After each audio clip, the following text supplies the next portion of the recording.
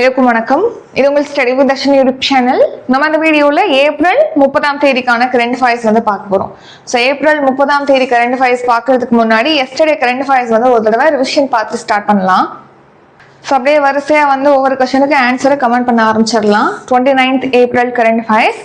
First question, ஆசியாவிலேயே மிகப்பெரிய தரவு மையம் எங்கு அமைக்கப்பட உள்ளது? ஆன்சர், விசாகப்பட்டினத்துல அமைக்கிறாங்க, ஆந்திர பிரதேசத்துல. உலகின் மிகப்பெரிய நிலக்கரி உற்பத்தி நிறுவனம் எது? ஆன்சர், கோல் இந்தியா லிமிடெட் நிறுவனம். பொறுத்துக. ஸோ இப்போ ரீசெண்டா சட்டப்பேரவை தேர்தல் நடந்து முடிஞ்சிருக்கு இல்லையா, அதுல வந்து ஒவ்வொரு ஸ்டேட்ல என்னென்ன வாக்குகள், எத்தனை சதவீத வாக்குகள் பதிவாயிருக்குன்னு. தமிழ்நாட்டுல 85.10%, அசாம்ல 85.38%, கேரளால 78.03%, புதுச்சேரியில 89.93% வாக்குகள் அப்படிங்கிறது பதிவாயிருக்கு. ஆன்சர் 1, 2, 3, 4. இந்தியாவில் முறையாகவும் சட்டப்பூர்வமாகவும் மக்கள் தொகையை கணக்கிட வழிவகுக்கும் சட்டம் எது? ஆன்சர், மக்கள் தொகை கணக்கெடுப்பு சட்டம் 1948. தென் மாநிலங்களில் அரசு மருத்துவ சேவையை நாடுவோர் எண்ணிக்கையில் முதலிடத்தில் உள்ள மாநிலம் எது? ஆன்சர், தமிழ்நாடு. S-400 அமைப்பை எந்த நாடு உருவாக்கியது? Answer, Russia. ரஷ்யா கிட்ட இருந்து தான் இந்தியா வந்து S-400 வாங்குறாங்க. ஷாங்காய் கோஆபரேஷன் ஆர்கனைசேஷன், அதாவது ஷாங்காய் ஒத்துழைப்பு அமைப்பின் பாதுகாப்பு அமைச்சர்கள் மாநாடு எங்கு நடைபெற்றது? ஆன்சர், பிஷ்கேக்ல, கிர்கிஸ்தான்ல பிஷ்கேக்ல நடந்திருக்கு. ஒபெக் கூட்டமைப்புல இருந்து எந்த நாடு விலகுகிறது? ஆன்சர், ஐக்கிய அரபு அமீரகம். ஒபெக் அப்புறம் ஒபெக் பிளஸ் ரெண்டு கூட்டமைப்புல இருந்துமே ஐக்கிய அரபு அமீரகம் வந்து வெளியேறுவதாக தெரிவிச்சிருக்காங்க. May 1 வெளியேறாங்க. சிக்கிம் மாநிலம் எந்த ஆண்டு இந்திய மாநிலமாக இணைந்தது? ஆன்சர், 1975 இணைஞ்சிருக்கும், மே மந்த்ல. 2025 to 26 நிதியாண்டில் ஒட்டுமொத்த தொழில்துறை வளர்ச்சி எத்தனை சதவீதமாக உள்ளது? ஆன்சர், 4.1%. லண்டனில் நடைபெற்ற மாரத்தான் போட்டியில் உலக சாதனை படைத்தவர் யார்? ஆன்சர், செபாஸ்டியன் சாவே. ஏப்ரல் 30 டுடே கரண்ட் அஃபேர்ஸ் வந்து பார்க்கலாம். அதுக்கு முன்னாடி மோட்டிவேஷன் குவாட் வந்து பார்த்துட்டு ஸ்டார்ட் பண்ணலாம்.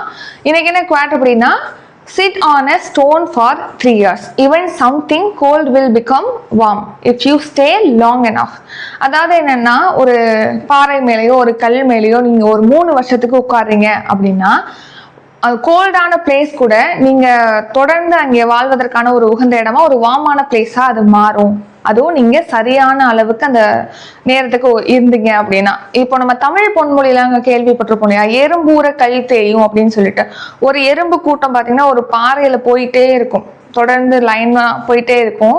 ஸோ அதுக்கப்புறம் பாத்தீங்கன்னா அந்த இடத்துல வந்து கல் தேய்ஞ்சிருக்கும். ஸோ எறும்பு அவ்வளோ பெரிய வெயிட் கிடையாது, ஆனால் தொடர்ந்து அந்த கல் மேலே அது போயிட்டே இருக்கிறதுனால அந்த கல் தேயுது. அந்த மாதிரி தான் நம்மளோட முயற்சியும். தொடர்ந்து தேவையான காலத்திற்கு அந்த முயற்சியை நீங்கள் சரியாக விடாமுயற்சியோட பண்ணுறீங்க அப்படின்னா, எறும்பு ஊரை எப்படி கல் தேஞ்சிச்சோ, இப்போ எப்படி அவங்க உட்காந்துருந்த அந்த பாறை அப்படிங்கிறது குளிர்ச்சியான ஒரு பொருளாக இருந்ததுலேருந்து வாமா மாறுனுச்சோ, அந்த மாதிரி உங்களுடைய வெற்றியை நீங்கள் அடைவீங்க.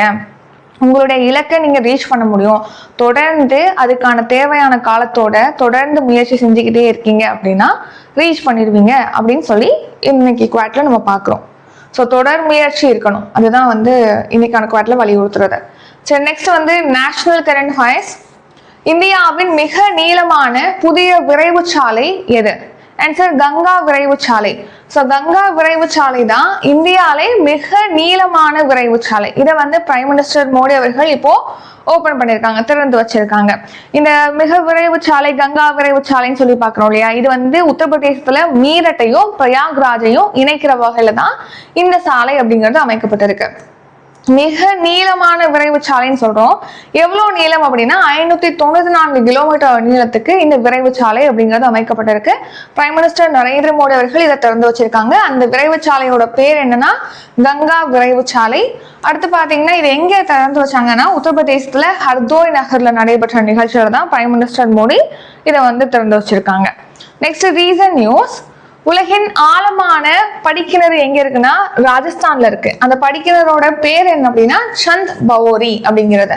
அடுத்து உலகின் மிகப்பெரிய தீவு கிரீன்லாந்து அப்படின்னு சொல்லி ரீசெண்டா கரண்ட் அஃபேர்ஸ்ல பார்த்துப்போம். கிரீன்லாந்தை வந்து கேப்சர் பண்ணணும் அப்படின்னு சொல்லிட்டு டொனால்ட் ட்ரம்ப் தெரிவிச்சிட்டு இருக்காரு இல்லையா. அடுத்து உலகின் மிகப்பெரிய அருங்காட்சியகம் எங்க இருக்குன்னா எகிப்துல இருக்கு. உலகிலே பணப்புழக்கம் இல்லாத முதல் நாடாக ஸ்வீடன் நாடு உருவெடுத்திருக்கு.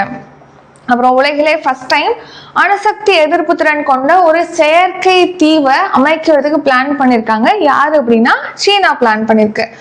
அடுத்து உலகிலே மிக நீளமான விரைவுச்சாலை சுரங்கப்பாதை சீனா வந்து அமைச்சிருக்காங்க. நெக்ஸ்ட் உலகிலே மிக அதிக எண்ணிக்கையில அணு ஆயுதங்களை கொண்ட நாடு எது அப்படின்னா ரஷ்யா. Index and report. உலகில் ராணுவத்துக்காக செலவிடும் நாடுகள் பட்டியலில் இந்தியா எத்தனையாவது இடத்தை பிடித்துள்ளது? Answer 5th place. ஸோ டிஃபென்ஸுக்காக இந்த மாதிரி ஆர்மியை ஸ்ட்ரென்தன் பண்றதுக்காக ஏவுகணை வாங்குறது, போர் விமானங்கள் வாங்குறது, இப்போ கூட S-400 வாங்குறதுக்கு பிளான் பண்ணியிருக்காங்க. 4வது தொகுப்பு நெக்ஸ்ட் மந்த் வருது. இப்படிலாம் நம்ம பார்த்தோம் இல்லையா. இந்த மாதிரி ராணுவத்துக்காக அதிகமாக ஸ்பெண்ட் பண்ணக்கூடிய நாடுகள் வரிசையில நம்ம இந்தியா வந்து 5வது இடத்துல இருக்கு அப்படின்னு சொல்லிட்டு இப்போ ரீசெண்டா சிப்ரி ரிலீஸ் பண்ண ஒரு அறிக்கையில தெரிவிச்சிருக்காங்க. சிப்ரி அப்படின்னா Stockholm International Peace Research Institute தான் இந்த சிப்ரி அப்படிங்கிறது. ஸ்டாக்ஹோம் சர்வதேச அமைதி ஆராய்ச்சி நிறுவனம். ஸோ பார்த்தீங்கன்னா 2025 நம்மளுடைய செலவினம் 8.9% ராணுவத்துக்கு இன்க்ரீஸ் ஆயிருக்கு. ஏற்கனவே இதை விட 8.9% இன்க்ரீஸ் ஆகி மொத்தமாக எவ்வளோ செலவு பண்ணியிருக்காங்க அப்படின்னா $92.1 பில்லியன் ராணுவத்துக்காக இந்தியா செலவு பண்ணியிருக்காங்க. ஸோ அப்போ அந்த வரிசையில் வந்து இந்தியா இப்போ 5th பிளேஸ்ல இருக்கு. இப்போ மற்ற நாடுகள் ஃபர்ஸ்ட் பிளேஸ்ல எந்த நாடு இருக்குன்னா USA அமெரிக்கா இருக்கு. அடுத்து சீனா 2nd பிளேஸ்ல இருக்கு. ரஷ்யா வந்து 3rd பிளேஸ்ல இருக்கு. 4th பிளேஸ்ல ஜெர்மனி வந்து இருக்கு. Reason news. இப்போ ரீசெண்டா ரிலீஸ் பண்ணாங்க இல்லையா ஹாப்பினஸ் இண்டெக்ஸ், அதுல இந்தியா 116வது இடத்துல இருக்கு. அடுத்து உலகின் மிகப்பெரிய அரிசி உற்பத்தி மற்றும் ஏற்றுமதி செய்யும் நாடாக இந்தியா ஃபர்ஸ்ட் பிளேஸ்ல இருக்கு. ஊழல் மிகுந்த நாடுகள் தரவரிசையில 91வது இடத்துல இருக்கு. 2026 பொறுப்பான நாடுகள் வரிசையில 16வது இடத்துல இந்தியா இருக்கு. பாலின இடைவெளி குறியீட்டுல 2025 131வது இடம். ஆசிய உற்பத்தி குறியீட்டுல 6வது இடத்துல இருக்கு. உள்நாட்டு விமான போக்குவரத்துல இந்தியா வந்து 3rd பிளேஸ்ல இருக்கு. அதே மாதிரி புத்தாக்க நிறுவனங்களுக்கான உகந்த சூழல் இருக்கக்கூடிய நாடுகள் வரிசையில இந்தியா 3rd பிளேஸ்ல இருக்கு அப்படின்னும் நம்ம பார்த்திருப்போம். Defence current affairs. இந்திய ராணுவத்தின் பிரகதி பயிற்சி எங்கு நடைபெற உள்ளது? ஆன்சர் உம்ரோய். மேகாலயால உம்ரோயில தான் இந்த பிரகதி அப்படிங்கிற பயிற்சியானது நடக்க போகுது. ஸோ இந்திய பசிபிக் பிராந்தியம் இருக்கு இல்லையா, அங்கே உள்ள நாடுகளோட ஒரு 11 நாடுகள் வந்து இப்போ பங்கேற்கிறாங்க. மேகாலயால உம்ரோயில நடத்துறாங்க. இந்த வருஷம் தான் ஃபர்ஸ்ட் எடிஷன் அப்படிங்கிறது நடக்குது. பிரகதி அப்படிங்கிற ஒரு பயிற்சியை வந்து ஃபர்ஸ்ட் டைம் இந்திய ராணுவம் வந்து நடத்துறாங்க. ஸோ அது வந்து உம்ரோயில மேகாலயால உம்ரோயில நடக்குது. 15 நாடுகளுக்கு அழைப்பு கொடுத்திருப்பாங்க. 11 நாடுகள் வந்து வர்றதா தெரிவிச்சிருக்காங்க. So first edition. பிரகதி அப்படிங்கிறதோட ஃபில் ஃபார்ம் என்ன அப்படின்னா partnership of regional armies for growth and transformation in the Indian Ocean region அப்படிங்கிறதான் இந்த பிரகதி அப்படிங்கிறத ஃபில் ஃபார்ம். அதாவது இந்திய பெருங்கடல் பிராந்தியத்தில் உள்ள நாடுகள்கிட்ட நம்ம ஒத்துழைப்பை மேம்படுத்தணும், ப்ராக்டிஸ் பண்ண அவங்களோட சேர்ந்து ஒன்னா வந்து பயிற்சியில் ஈடுபடணும் அப்படிங்கிற வகையில தான் இந்த பிரகதி அப்படிங்கிற பயிற்சியை நடத்துறாங்க.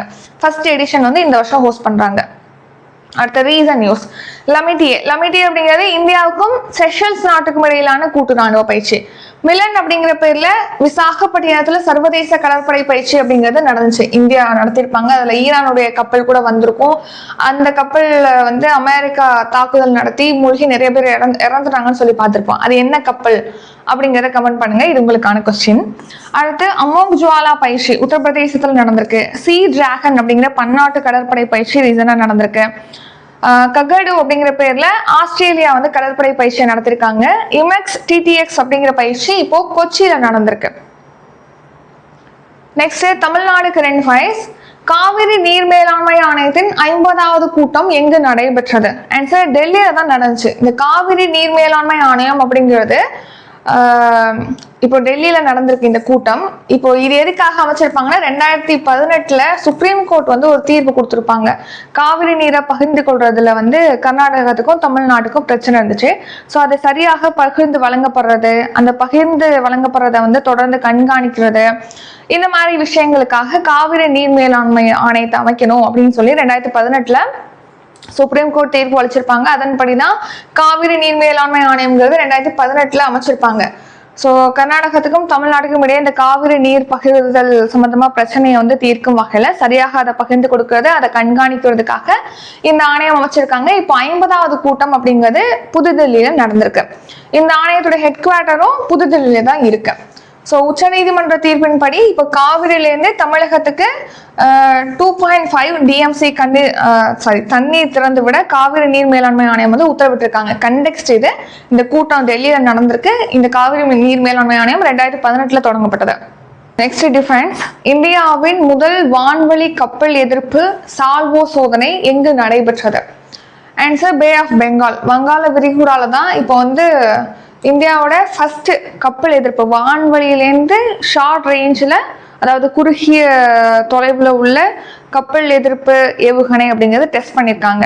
இதையே சால்வோ சோதனை அப்படின்னு சொல்றோம்னா, அதாவது ஒரே டைம்ல ஒன்றுக்கு மேற்பட்ட ஏவுகணைகளை நம்ம லான்ச் பண்றோம் அப்படின்னா அதை சால்வோ அப்படின்னு சொல்லுவாங்க.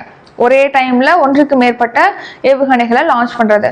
இப்போ ரீசெண்டா இப்போ டெஸ்ட் பண்ணியிருக்காங்களே பே ஆஃப் பெங்கால்ல, அந்த ஏவுகணையுமே அப்படிதான். ஹெலிகாப்டர்லேருந்து, வானத்துலேருந்து ஹெலிகாப்டர்லேருந்து ஒரு குறிப்பிட்ட 1-2 வினாடிகள்லே அட்டன் டைம்ல வந்து அடுத்தடுத்த ஏவுகணை வந்து போய் லான்ச் பண்ற மாதிரி 2 ஏவுகணை அப்படி லான்ச் பண்ணி டெஸ்ட் பண்ணியிருக்காங்க. அதனாலதான் இது சால்வோ சோதனை அப்படின்னு சொல்றோம். ஸோ ஃபர்ஸ்ட் டைம் ஹெலிகாப்டர்லேருந்து ஷார்ட் ரேஞ்சில் கப்பல் எதிர்ப்பு ஏவுகணையை லான்ச் பண்ணி டெஸ்ட் பண்ணியிருக்காங்க. கப்பல் எதிர்ப்பு ஏவுகணைனா கப்பலையோ அல்லது போட்டையோ அழிக்கக்கூடிய மிசைலை வந்து லான்ச் பண்றது தான் நம்ம அப்படி சொல்றோம். ஸோ என்ன ஏவுகணை? NASM-SR அப்படிங்கிற ஏவுகணை. NASM-SR அப்படின்னா naval anti ship missile short range, அதாவது குறுகிய தொலைவில் உள்ள இலக்கை தாக்கி அழிக்கக்கூடிய கடற்படைக்கான கப்பல் எதிர்ப்பு ஏவுகணை அப்படிங்கிறது தான் இந்த NASM-SR அப்படிங்கிற ஏவுகணை. ஏன் இது சால்வோ சோதனை அப்படின்னா, இது அட்டன் டைம்ல மிக குறுகிய இடைவெளியில 2 ஏவுகணைகளை லான்ச் பண்ணியிருக்காங்க. அதனாலதான் அந்த டெஸ்ட் சால்வோ டெஸ்ட் அப்படின்னு சொல்றோம். 55 கிலோமீட்டர் தொலைவில் உள்ள இலக்குகளை தாக்கி அளிக்கக்கூடிய வகையில இந்த ஏவுகணையை லான்ச் பண்ணியிருக்காங்க. DRDO, defence research and development ஆர்கனைசேஷனும் இந்தியன் நேவியும் தான் இந்த டெஸ்ட்டை வந்து பண்ணியிருக்காங்க வெற்றிகரமாக. ஸோ இந்த மாதிரி இந்தியாவில் ஹெலிகாப்டர்லேருந்து ஏவப்படக்கூடிய கப்பல் எதிர்ப்பு ஏவுகணை முதல்ல உள்நாட்டில் உருவாக்கப்பட்டு இந்த மாதிரி கப்பல் எதிர்ப்பு ஏவுகணையை ஹெலிகாப்டர்லேருந்து லான்ச் பண்ணியிருக்காங்க first time. So next reason news. Pralay ஏவுகணைகள் இப்போ ரீசெண்டாக வந்து ஒடிசால டெஸ்ட் பண்ணியிருப்பாங்க. அடுத்து வந்து அக்னி-3 நடுத்தர ரக பாலிஸ்டிக் ஏவுகணை சந்திப்பூர்ல டெஸ்ட் பண்ணியிருக்காங்க. அடுத்து உள்நாட்டிலேயே குவாண்டம் கணினிகள் சோதனை வசதி அப்படிங்கிறது ஆந்திரால அமராவதியில ஸ்டார்ட் பண்ணியிருக்காங்க. தரைப்பரப்பிலிருந்து வான் இலக்குகளை தாக்கி அளிக்கக்கூடிய மேம்படுத்தப்பட்ட ஏவுகணையான LY-80 அப்படிங்கிற ஏவுகணையை பாகிஸ்தான் வந்து ரீசெண்டா டெஸ்ட் பண்ணியிருக்காங்க. பாகிஸ்தான். அடுத்து ஸ்டேட் அண்ட் ஸ்கீம். மேற்கு வங்க இறுதிக்கட்ட தேர்தலில் எத்தனை சதவீத வாக்குகள் பதிவாகி உள்ளது? ஆன்சர் 92%. 2 ஃபேஸா இப்போ மேற்கு வங்க மாநிலத்தில் எலெக்ஷன் நடந்து முடிஞ்சிருக்கு. அதுல இப்போ மொத்தமா 2 ஃபேஸ்ல நடந்ததை நம்ம ஆவரேஜ் பார்த்தோம் அப்படின்னா 92% வந்து அங்க வாக்குகள் பதிவா இருக்கு அப்படின்னு சொல்லி தேர்தல் ஆணையம் தெரிவிச்சிருக்கு, election commission of India. So 2 ஃபேஸா நடத்தினாங்க இல்லையா? மொத்தம் எத்தனை தொகுதிகள் அப்படின்னா 294 தொகுதிகள் இருக்கு. அதுல முதல் கட்டமா 152 தொகுதிகளுக்கு எலெக்ஷன் நடந்துச்சு. அதுல 93.19% வந்து டர்ன் அவுட் வாக்குகள் பதிவானுச்சு. செகண்ட் ஃபேஸ்ல 142 தொகுதிகளுக்கு நடந்துச்சு. 91.66% வந்து பதிவானுச்சு வாக்குகள். ஸோ மொத்தமா ஆவரேஜ் பார்த்தோம்னா 92.47% வந்து மொத்தமா 2 கட்டத்திலையும் சேர்த்தோம் அப்படின்னா மேற்கு வங்கத்துல வாக்குகள் பதிவா இருக்கு அப்படின்னு சொல்லி தெரிவிச்சிருக்காங்க. இப்போதான் நம்ம ரீசன் நியூஸ்ன்னு சொல்லி பார்த்தோம்னா தமிழ்நாட்டுல 85.10%, அசாம்ல 85.38%, கேரளால 78%, புதுச்சேரியில 89.93% வாக்குகள் அப்படிங்கிறது பதிவாயிருக்கு. World and international. ஆப்பிரிக்க நாடுகளுக்கு 100% விலக்கு வழங்குவதாக அறிவித்த நாடு எது? வரி விலக்கு வழங்குவதாக அறிவித்த நாடு எது? ஆன்சர் சீனா. ஸோ ஆப்பிரிக்க நாடுகளுக்கு ஒரு 2 இயர்ஸ்க்கு பார்த்தீங்கன்னா 100% வரி விலக்கு இருக்கும். ஸோ ஆப்பிரிக்காலேருந்து ஏற்றுமதி செய்கிறாங்க, சீனாலேருந்து இறக்குமதிலாம் செய்கிறாங்க இல்லையா, அந்த மாதிரி ஆப்பிரிக்காலேருந்து சீனாவுக்கு ஏற்றுமதி செய்கிறாங்க அப்படின்னா அதுக்கு டேக்ஸே இருக்காது, டேக்ஸ் ஃப்ரீயாக இருக்கும்.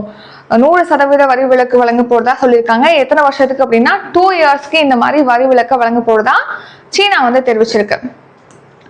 ஸோ 2026 May 1லேருந்து 2028 April 30 வரைக்கும் இந்த புதிய வரி விலக்கு அமல்ல இருக்கும் அப்படின்னு தெரிவிச்சிருக்காங்க. இதனால 2 நாடுகளுக்கு இடையிலான அந்த வர்த்தக பற்றாக்குறை அப்படிங்கிறது குறையும் அப்படின்னு சொல்லியிருக்காங்க. வர்த்தக பற்றாக்குறை அப்படின்னா என்ன, இதுக்கான ஆன்சரை கமெண்ட் பண்ணுங்க. இது உங்களுக்கான கொஸ்டின். அப்பாயின்மெண்ட்ஸ்.